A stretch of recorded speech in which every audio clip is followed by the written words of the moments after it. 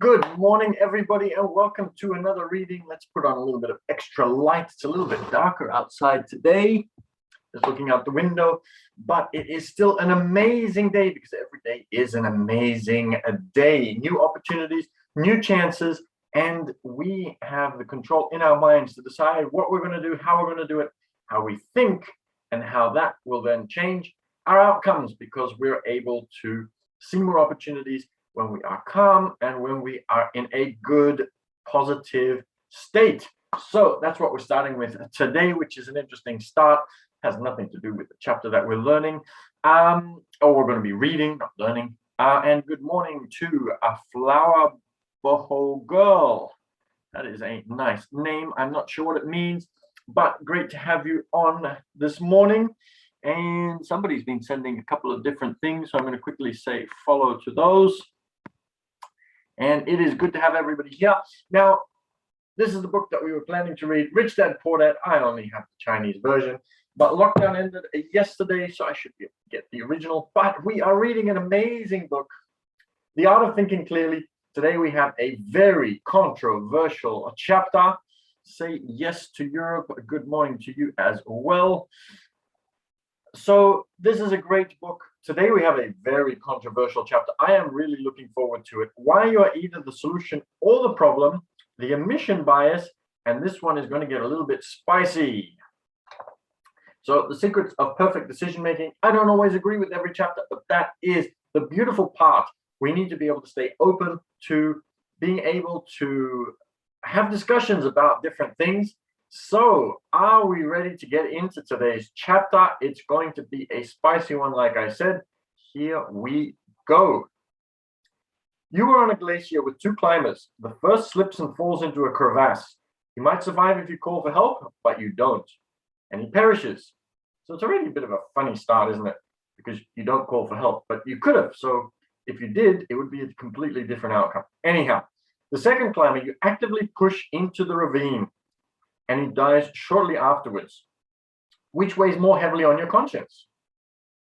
Considering the options rationally, it's obvious that both are equally reprehensible, resulting as they do in death for your companions. And yet something makes us rate the first option, the passive option, as less horrible. Not sure I would even agree with that. This feeling is called the omission bias. It crops up where both action and inaction lead to cruel consequences. In such cases, we tend to prefer inaction. Its results seem more anodyne. Now, I am going to quickly look that word up because I don't know that word, and I like to look up words when I don't know them. I'll just need to move the video over a tiny little bit so I can actually get to the internet, and I'm going to look that word up because it's important to look things up when you're not sure what they are. What does anodyne mean? Ha. Not likely to cause offense or disagreement and somewhat dull. Anodyne music, for example. Okay, how interesting. I'm going to keep that for my language groups later on because they will be very curious to know what that means. How awesome is that? Okay, suppose you're the head of the Federal Drug Administration. You must decide whether or not to approve a drug for the terminally ill. The pills can have fatal side effects. They kill 20% of patients on the spot, but save the lives of the other 80% within a short period of time. What do you decide? This is so interesting to me because I studied morals and ethics when I was at university as part of my hospitality management and business degree. Let's get into this because this is going to get very interesting. Most would withhold approval. To them, waving through a drug that takes out every fifth person is a worse act than failing to administer the cure to the other 80% of patients. It is an absurd decision. Is it? Very good question. And a perfect example of the omission bias. What if there was a way of finding out who is going to die from it and who isn't, rather than just saying, let's give it to everybody? That is an interesting way of looking at it, isn't it? We like to just blanket look for a solution as humans rather than actually see if we can find out where the solution is going to be best. Suppose that you are aware of the bias and decide to approve the drug in the name of reason and decency. Bravo! But what happens when the first patient dies? A meteor storm ensues. and soon you find yourself out of a job. As a civil servant or politician, you would do well to take the ubiquitous omission bias seriously and even foster it. This is why politicians very often only speak about very large case. They're very vague. They'll talk about education in general. They're not going to talk about a specific school or a specific thing. They're going to talk generally, because that way they are speaking to all constituents, to the whole country, and everybody will agree, generally speaking, on big topics. When you talk about very small topics, people will disengage. If I'm talking about a specific school, a specific issue inside a specific area, then it's not relevant to me. So I tune out, and I am not likely to vote for you. I'm likely to vote for somebody who speaks on very broad issues. We're going to give money to all schools. We're going to do this for the whole education system. Where that isn't really a great solution. It would be much better to have specific solutions for specific schools, as opposed to a blanket solution for all schools, which might not work because different areas have different challenges and need different solutions to their challenges. And this is why politics is creating so many issues at the moment, because people won't vote for politicians that actually have a better solution. We vote for politicians who have a blanket solution, which doesn't work for everybody. It is so interesting. The other thing that I find interesting is I always believe that when it comes to politics, smaller is better rather than bigger. We think bigger government is going to be a better solution. But think of it this way. When we had tribes, Indian tribes, for example, or other tribes, African tribes, doesn't matter what kind of tribes, but the tribe would have a chief and a small group of people. And if the chief didn't bring people to a greener pasture where they were able to find food and water and shelter, then the chief would be just as affected. They wouldn't be able to eat just like everybody else. They wouldn't be able to do all the things that everybody wants to be able to do. They wouldn't be comfortable. They wouldn't be able to eat. So they would actively want to help people in the tribe to be able to get to what they want.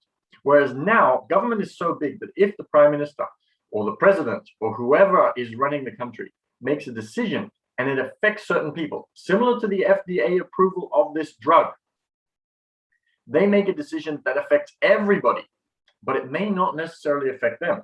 So if a prime minister makes a decision or a president makes a decision, and that decision causes some people to be unemployed or homeless, they're making a blanket decision for a whole huge population, but the president is still able to eat. They're still able to be employed. They're still able to do all of these amazing things. So they don't feel the pain that the people who are affected by it feel. So it's very fascinating and interesting, isn't it, how these things work? Case law shows how ingrained such moral distortion is in our society. Active euthanasia, even if it is the explicit wish of the dying, is punishable by law, whereas deliberate refusal of life-saving measures is illegal. For example, following so-called do not resuscitate DNR orders. Also very interesting. Such thinking also explains why parents feel it is perfectly acceptable not to vaccinate their children, even though vaccination discernibly reduces the risk of catching the disease. However, on that note as well, it is interesting. If people choose to be vaccinated, and there should be choice, I believe. I am a very strong proponent of choice, because not everybody agrees with certain chemicals, or we have religious beliefs, or there are all different reasons why somebody may not want to do something. And if you are vaccinated, then you should be protected, right? It's interesting how the term herd immunity has actually changed over the years. Herd immunity used to mean that a certain group of people was vaccinated against something, and so they created their own herd immunity. And because sufficient people had been vaccinated, they were protected from the people that weren't vaccinated. But now the meaning has changed, where everybody has to be vaccinated, and the unvaccinated are a danger to the people that are vaccinated. Change of meaning. Very, very interesting. Of course, there's also a very small risk of getting sick from the vaccine. But do you really always necessarily want to take a certain risk? Wouldn't it be good to... A perfect example is my partner actually is very allergic and could potentially die from certain vaccines. And so should she be mandated to take a vaccine if there is such a large danger? Very good question. Of course, overall, however, vaccination makes sense. Vaccination not only protects the children, but society too. That is a good question because it may not necessarily be that way. The meaning, I believe, has changed. Objectively, if non-vaccinated children ever contracted one of these sicknesses, we would accuse the parents of actively harming them. But this is exactly the point. Deliberate inaction somehow seems less grave than a comparable action, say if the parents intentionally infected them.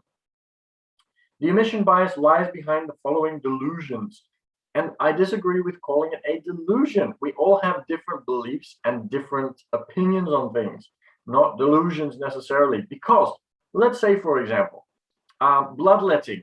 300 years ago, bloodletting was the most normal thing. Now we look back and say, what on earth were those people thinking? And who knows what people will say of us in 300 years' time. They'll look back at us and go, how did they come up with such silly ideas? Now we know X, Y, Z. How could they have thought that that would be good? We wait until people shoot themselves in the foot rather than taking aim ourselves. Investors and business journalists are more lenient on companies that develop no new products than they are on those that produce bad ones, even though both roads lead to ruin. Sitting passively on a bunch of miserable shares feels better than actively buying bad ones. Building no emission filter into a coal plant feels superior to removing one for cost reasons. Failing to insulate your house is more acceptable than burning the spared fuel for your own amusement. Neglecting to declare income tax is less immoral than faking tax documents, even though the state loses out either way. In the previous chapter, we met the action bias. It is the opposite of the omission bias. Not quite. The action bias causes us to offset a lack of clarity with futile hyperactivity and comes into play when a situation is fuzzy, muddy, or contradictory. The omission bias, on the other hand, usually abounds where the situation is intelligible. A future misfortune might be averted with direct action, but this insight doesn't motivate us as much as it should. The omission bias is very difficult to detect. After all, action is more noticeable than inaction. In the 1960s, student movements coined a punchy slogan to condemn it. If you're not part of the solution, you're part of the problem. This is a very, very challenging chapter because it's a challenging chapter, but at the same time, it's also super relevant right now. And I can see that we actually have quite a lot of comments on this one. So we've got Long Eaten Life saying, oh, wow, I'd love to know your thoughts on this. And you're actually able to go to the Passive Cashflow Club on YouTube and watch the replay and leave me a comment because I'd love to know more about what you think about this. It is super interesting, this topic, and very, very relevant right now. So I think that rather than just blanket looking for a solution, it is important for us to find solutions that fit certain criteria. We are a society that's decided that everything must fit everybody. We need to look for solutions that are going to protect everybody rather than looking at individual protections necessarily. So yes, there is an omission bias. It's important to realize that there is also a consequence to not taking action as well as taking action. But it doesn't necessarily mean that everybody needs to take the same action or the same inaction. And there's no point to just taking action for action's sake either. It's better to take a step back, like we learned in yesterday's chapter, and actually think about what the best solution is. Because I don't think as humans, we always look for the best solutions or what's good for the individual. We look more at what is best for the community. And that might not necessarily be good for certain individuals. And the people making those decisions are not necessarily the people that are going to be affected by that decision, or they have power and they have money and they're able to withdraw from the same decisions that we make. There are a lot of exceptions that are made for certain people. So, for example, you see that a lot of celebrities are at parties without masks, while a lot of people, everybody else, is still required to wear their masks. There are a lot of people who are able to still travel and do different things, whereas the rest of the population is not, because they don't have the permissions, or they don't have the permits, or they don't have all these different other things. So I'm a personal believer in smaller government, so that the people who are making the decisions also feel the consequences of the decisions that they are making, and looking at individualized, smaller decisions rather than what politics has become, because we tend to need the idea of something that fits with me. So if a politician talks about education, they'll talk about it broadly so that everybody is going to agree with them and vote for them, as opposed to the politician that actually finds the solutions to the individual problems inside education.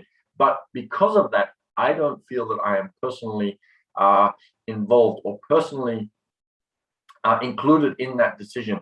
And so I don't vote for that person. So it is a very, very interesting chapter. And I hope that you enjoyed that. I would love to know your thoughts. And so I am going to put this up on YouTube. And you can also follow me on Instagram, which is, let me see. So the YouTube is the Passive Cashflow Club underscore. I think it's underscore. You should be able to find it anyhow if you just type in the Passive Cashflow Club. And then on Instagram, I am business_team_6. Business_team_6. I am really, really keen. Get in touch in either way. If you get in touch on Instagram, send me a direct message. I would love to know your thoughts on this, because this is a very conscientious and a very contentious chapter. And it is one that deserves a bit of debate, especially since it is so relevant to everything that is going on now. So that was the Omission Bias, chapter 44. I am super keen to hear your comments on this one, but I'm always keen to hear your comments and start a discussion about it. And I appreciate everybody that has gone to business_team_6 on Instagram and has started following and has left their comments and has also sent me direct messages, because a few of you have done that. Tomorrow, chapter 45, don't blame me, the self-serving bias. So we'll see if it's as contentious and as thought-provoking as today's chapter. But I hope that you're enjoying this series, The Reading with Menno. I am certainly enjoying it a lot. I'm going to make sure that I look after my health and have a smoothie now. Have an amazing day everybody today. It is great having you here. Thank you for following. Thank you for your comments. Thank you for all the direct messages, because most of you have not been commenting publicly, but been commenting more personally. I appreciate that, and have an amazing day. And yeah, I hope that the art of thinking clearly is helping you to be able to take a step back from what society expects from you, and that you're able to make better decisions for yourself, better investment decisions, better moral decisions, better decisions on every level, so that we can become better as a society rather than the division that I see at the moment. Even though we might have created a bit of controversy with today's chapter and my opinions on it, but that's why it's so important to be able to have this debate. And I believe that it is important, vitally important, to be able to have a discussion on these things and not have censorship or avoid debate. It's important that we debate and find solutions to the challenges of this world. So cheers, have an amazing day, and I will see you either on Instagram or on the Zoom or somewhere else. It's always amazing having you. Have a great day. I'll see you tomorrow for tomorrow's new chapter.